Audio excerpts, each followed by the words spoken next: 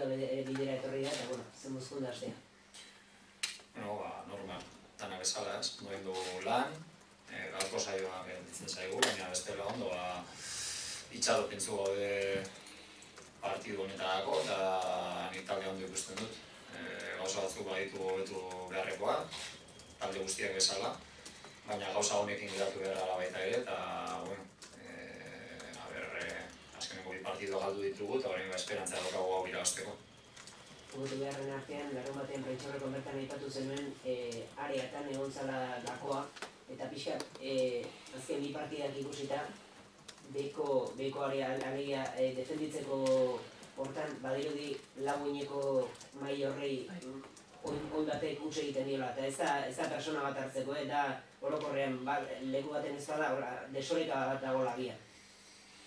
Hombre, azkenengo partidutan gol asko edo gehiagik guretzat jaso ditugu, baina analiziare egin behar da, zergatik eta nola izan diren golak, ez? Kontutan eduki behar dugu, azkenengo partidutatik bat Bartzelonan kontra izan dela, beste Real Madrilen kontra, eta horiek normalean bataz bestekoa, lau bost goletakoa daukatela aster hori kontutan eduki behar da kontutan, galdetzen didazue askotan, analizi bat egiteko partiduetatik eta hori, baina adibidez, epailari buruz hitz egin gabe aurreko egunean oso zaila da analizi bat egitea, ez? Azten bagara esaten dugu, lau gol jaso ditugu eta gehiegi dira guretzat eta hori egia da, baina azten zara golak begiratzen, bi legez kanpokoak dira, beste bat, justo, penalti hori ez du inok kitatzen, lau goletik 3 legez kanpokoa dira, edo bi behintzat bai, eta Malagako bigarrena ere begiratu nola izan zen. Beraz, analizia egiterakoan gauza asko begiratu behar dira, ez? Ez dia izan golak adibidez geldikako jokaldietan, ez dia izan golak taldeak Real Madrilek kontrarazoan normalean harrapatze zaitu askotan eta ez duten sartu gol bat kontrarazoan. Gauza batzuk hobetu beharra daude, batez be hori kontundentzia falta, edo lehenko gunean ikusi gendu nola Sergio Ramos egin zituen bi despeje edo bate ikurbatik kanpo eta behar bada munduko defentzarik onena beha da, ez? Gauza batzutatik ikasi behar dugu, eta gure esentzia hori ez galdu, baina azkenengo partiduetan erabaki txarrak hartu ditugula egia da, atzekaldean, baina beste batzuk ere hartu dituzte erabaki txarrak gure partez.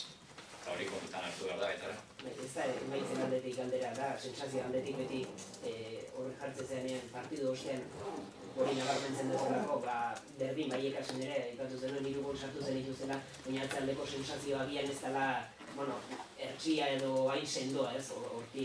Hombre, kontutan egin duzu, ikusi gara baita ere nik partidu asko ikuste ditute astero, gehienak, eta guk aukera larregi ez ditu jasotzen, soen gaude bolada baten, gol asko jaso ditugula, eta hortik hasi behar gara hobetzen, hori argi daukat, eta ni autokritikoa naiz horretan. Eta hori izan da gure indarra azkenengo urteetan, eta hori galtzen ari garela hori argi dago, baina gero hori izan da, eta azten bazara golak begiratzen nola izan diren, edo zenbat aukera egiten diguen, erlatibizatu egin behar da dana, eta ikusi baita ere nolakoak izan diren golak, eta guk eduki dugula erantzunkizuna gol batzuetan, baina gure partez ere beste batzuk hartu dituzten erabakiak ez direla onak izan guretzat, horren kontra ez daukagu larregi egiteko, eta daukaguna egiteko bagabiltze egiten eta bagabiltze lanean horretan. Aukaria zelta, eta bai Paco Herrerarekin eta baita Luis Enriquerekin ere, lehen mailara igota, aurreko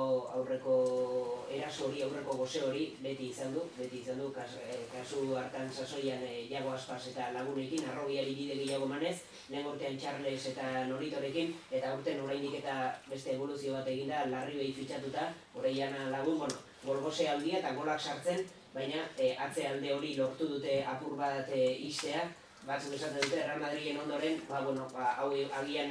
aksesiblegoa dela biharre urratzea, baina pentsatzen dut oso zaila dela. Baita ere, beste partidu zail bat, zailena Real Madrilekoa da. Zalantzaik gabe, baina talde horrek badu nortasuna, badaki zertara jolasten duen, oso argi gainera, Bielsaren edo Atletiken ikutu oso antzekoa dauka, oso erasokorra, eta jokalari oso onak.